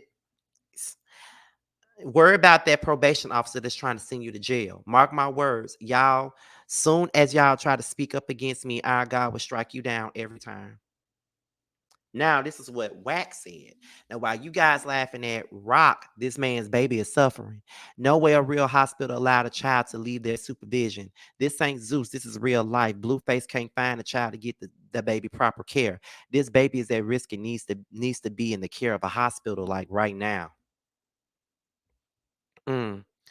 But y'all don't care about the child. Child. And then here we go. Chrisean is live once again crying. See him post a dick picture. Why would you post my son dick picture, Blue? Why would you post my son dick picture, Blue? Why would you do that, bro? Why would you do that, bro?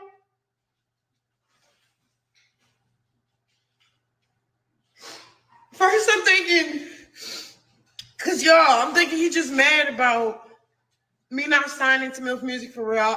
Only did the video just to be cool with him, cause I know how type of people like he is. If you're not cool with him, he gonna start playing those bitter roles, like start using court and lawyers and CPS. So I was like, fuck that shit. I'm cool with your bitch ass, your bitch, anything you want. I'll be cool. But and when it got to the nitty gritty of changing the name, I couldn't change the name. I don't want to see him post a dick picture. Ready to actually sign paperwork with Milk Music. I don't want to. I didn't do it. And then when he want my checks back into his name from SUES, I didn't want to do it. I can't do it. So you post a picture of my son's dick for clout. Why are you posting our son, bro? And why would you post it, bro? Bro, like, bro. Like, I'm thinking of arguing about something else. That just found out it's a picture of, bro.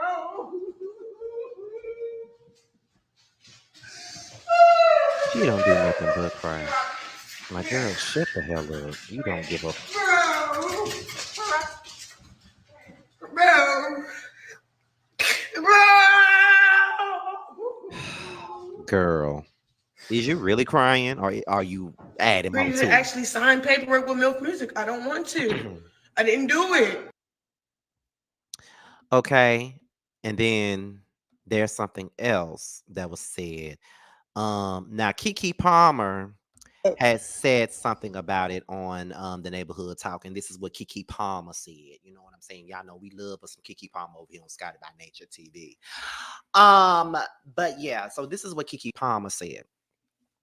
This is sad, especially as a new mom. I didn't want to say anything nor involve myself on anything, but my heart is breaking for all involved. This is exactly what maternal health care is about.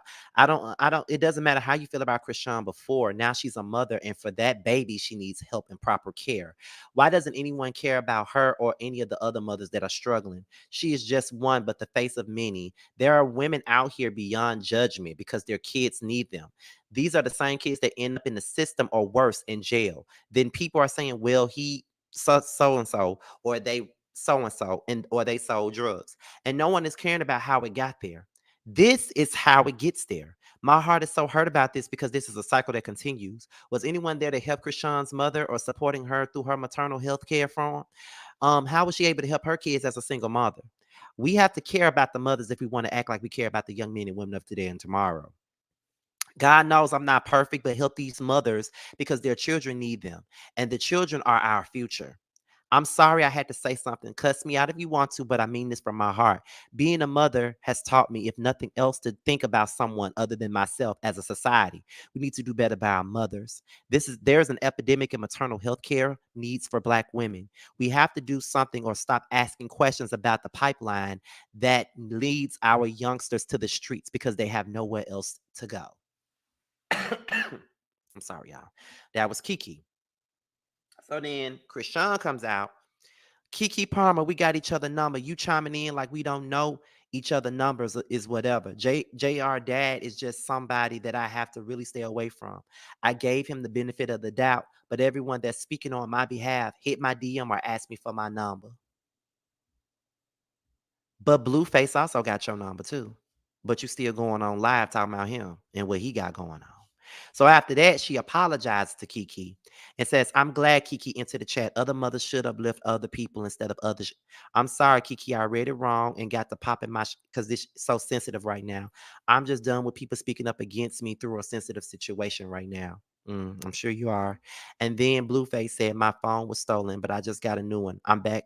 My Twitter was hacked. Okay. Let me make sure that's it. Okay, that's it. That's all. Listen, I don't want to spend too much time on this, so I'm going to say this. You don't want nobody to say nothing about you, but you keep putting your shit on social media for everybody to chime in on it. You nor Blueface are good enough parents for this damn child. You're not. You're just not. You're not doing the right thing. And all this stuff playing out on social media. And you think no one's watching. You think because it's on the blogs, everybody just looking at it and we're just laughing at you, which we are laughing. Don't get me wrong. We're laughing our asses off. But there are other people that are out there watching this. And you need to be mindful of what you do on social media because, like I said, there's other people watching. And when I say there's other people watching, there may be people that are a part of things like, like child welfare that's looking at this shit and that's probably believing that you are not fit to be a parent. And they can easily come in and take that child from you and not have nothing to do with you and not have that child have anything to do with you or Blueface. Honestly, that's what I'm saying. So if you don't want nobody talking about you, if you don't want nobody speaking on your situation, if you don't want nobody speaking up for you, then shut the fuck up and stop bringing it to everybody. Because I'm sure CPS is watching your every move and watching this whole situation. I'm sure they are. I'm very sure. That's been my biggest concern since you had this baby. That's been my biggest concern watching this stuff play out on social media. Because I was sitting up here like, do they not realize that CPS might be looking at this stuff? You know what I'm saying? So I don't know. Here y'all go. Talking about postpartum. Okay, I don't understand postpartum because I'm not a woman. But if we're not being, let's be real about it. We can sit up here and blame it on postpartum if we want to. But Chrisean been acting like this since before she had the fucking baby. She been putting everybody in her business since before she had the fucking baby.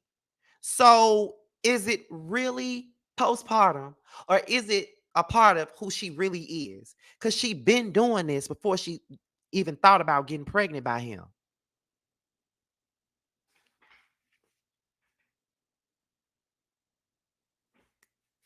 I'm just saying. She been doing it. So that's why it's hard for people to feel bad for her. Because she keeps doing the same old thing. She blasts this man on social media, then she turns around and she back up on him again. Then she blasts him, then she says he's a good father. But then all of a sudden he ain't no good parent. Like, which one is it? That's why people have little to no sympathy for her. So, is it postpartum? Is it just who she is? Or is postpartum making the situation worse than what it is? I'm just saying, I don't know. It could go either way. It could possibly be postpartum, or it could possibly be, this is really who she is, and postpartum is intensifying it. I wish people would stop criticizing this woman and instead rally around her. She needs a village. How can she have a village? How can anybody, how can it be? I just don't know. I don't know what y'all want from us because y'all want us to have sympathy for Chrisean. Y'all want us to rally behind Chrisean. But the moment we feel sorry for her, she goes and does the same thing again and again and again. And it's like, what more do you want from those of us that's watching this shit in real time? Because in real life, if it was anybody in real life that we felt bad for and we wanted them to do, we wanted the best for them and we wanted them to do good for themselves. But then they turn around and they keep doing the same old thing time and time again. And it comes across like they don't want to be saved or they don't want any help. What do you want? What do you expect from other people? I feel like a lot of times we expect way too much out of people that's on the outside looking in. The only thing that people have to go by is what we see. And we constantly see the same toxic behavior from her time and time again. And really, to be honest, there have been people that have tried to reach out to Chrisean and be there for Chrisean and speak on her behalf, but she did not want that. So what do you expect for anybody else to do? If anything, we feel bad for the child. At this point, it's what about the fucking child that's trapped in this situation? Ain't nobody perfect. I'm not on no soapbox. I swear to you, I'm not. But y'all don't want her to be criticized. But what can we do when we constantly see her doing the same old thing? Seeing her be berated, allowing herself to be caught up in this BS with Blueface. And she put it on social media for the world to see and for the world to give their opinions on it. We didn't ask to be in a group chat. She put us there.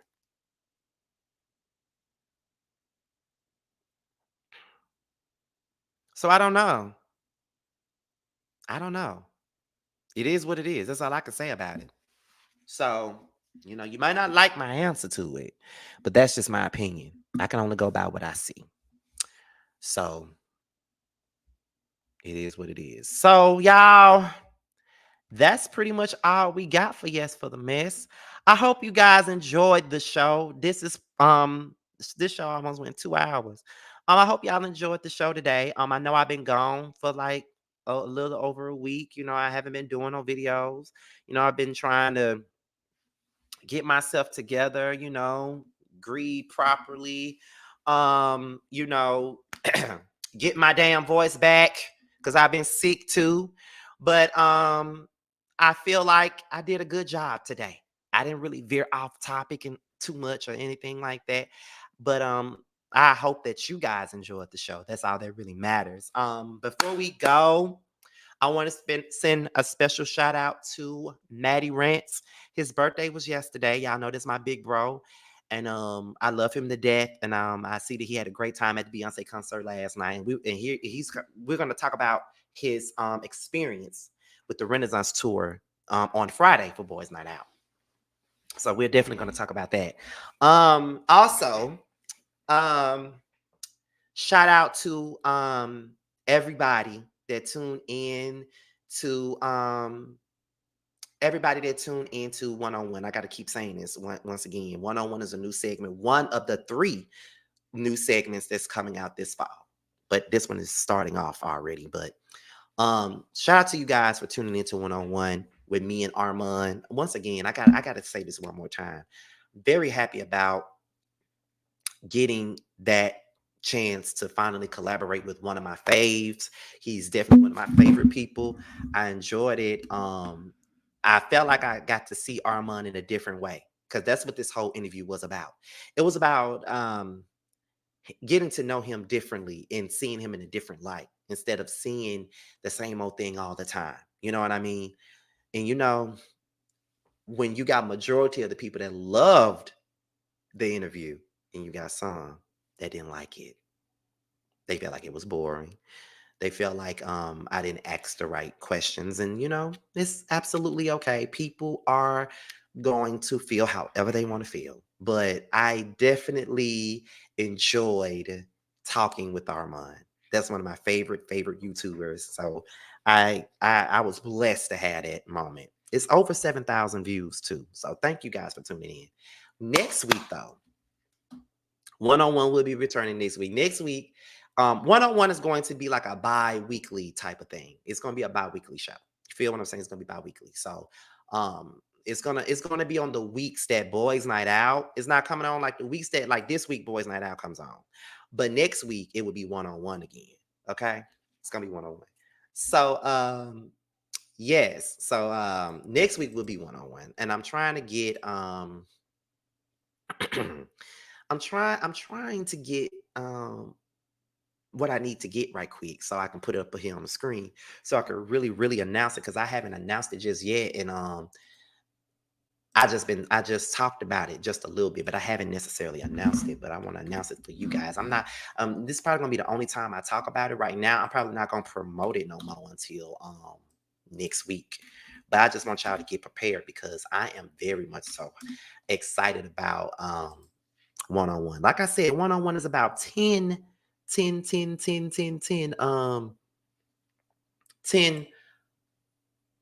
iconic content creators that we all love. Okay, that we all love and that, you know, that we can't get enough of. People that's been here for a very long time, you know, people that is brand new, you know, all that good stuff. Like it's all about you know, all that good stuff. Okay. Now that I got what I need to get up here, next one-on-one is with the one and only, okay, the one and only Kevin Simmons from the Scorpion Show. Okay. Yes, we spoke on the phone last night, and we will be coming together next Saturday. It won't be next Friday because next Friday I'm going to be out for homecoming, for my high school homecoming. But we will be back. We will be back for one-on-one Saturday. So we will be on Saturday afternoon at 5 p.m. Eastern time. So yes, it's going to be me and the Scorpion Show, and we will be talking about his past, the present, and what the future holds for the Scorpion Show, honey. We're going to get into all those things. It's going to be an hour conversation, just like with me and Armand, okay? And it's going to be amazing. I think one-on-one is probably going to end up being one of y'all favorite segments for me. I really believe that. But yes, we'll be talking to the Scorpion Show next Saturday. So make sure you guys tune in to that. So excited. Later on this, I think tomorrow I'm going to start my vetting process for Who Was Wrong 3 and Young, Fresh, and New 2. So we can start filming in November and we can start putting the stuff out. No, filming in October and putting it out by early November. You know what I'm saying? Because it's going to be a 10-week run or whatnot. So yes, honey. Yes. So we're going to get into all that. But thank y'all. Thank you guys for everything. Thank y'all. Thank you guys for all of the prayers that you guys sent to me. There's been a lot of, like I said, a lot of content creators that has reached out to me during the death of my friend, me falling asleep at the wheel of my car Friday morning on my way to work. Yes, I fell asleep at the wheel. No, it was Saturday morning. I fell asleep at the wheel, headed to work, and slid off the road and all that stuff. And I've been sad out of it, all of that stuff. But many content creators have been there. Y'all know my normal, like Jamie and Josiah, Jamar, Really B, the Justice League. I was even reached out to Caramel Real. I think she reached out. When Tay Talk, I wasn't expecting her to reach out to me, but I appreciated her reaching out. Chef Dun, I appreciated them. That was I really wasn't expecting when Tay Talk to reach out to me, because I be thinking that people in this section of the LAMA sector don't like me. I be thinking that most of the time. But when I saw her reach out, I was like, oh, that's so sweet of her. I really appreciate that. So shout out to When Tay Talks for reaching out to me. If you guys are familiar with her, let her know that I shouted her out and let her know that I saw her her condolences and stuff like that. But there was many. Those were among those that reached out to me. Sakina, all my friends, House of Aaron, all my people, everybody reached out. Hold up. Someone said, yes, I'm okay. I'm very much so okay. Luckily, I did not hit nobody. I didn't run into nothing. I woke up in time to take control of the car. So that was God. That was Tierra, and that was Danita holding me down the whole time. So I'm good. So thank y'all. So I gotta go, y'all. I gotta go to Pizza Hut and pick up my pizza, honey. I ordered me a large pizza for me and my baby brother to eat today, because y'all know I'm off today. So yeah, I'm about to go ahead and get up off of here, y'all. And shout out to Mims too, because he did something so amazing for me this week. And my hats is off to you. Love Mims. That's ride or die. Love Mims. But y'all, I gotta go. So I'll talk to y'all later. Rest in peace to my friend once again. You are such a beautiful soul, and I miss you so much. And I'm gonna leave you guys with the panel for Chasing Atlanta. If you guys have not watched Chasing Atlanta just yet, y'all need to, because we're doing a whole panel on it. A lot of my moderators were in the moderators chat talking about the fact that they've been catching up on the show from top to bottom. So y'all need to go and watch Chasing Atlanta. And Chasing Atlanta is returning this October, which means the panel is starting this October. Make sure you guys tune in. So with that being said, y'all, your boys up out here. And until my next video, I'll holler at y'all later. Bye.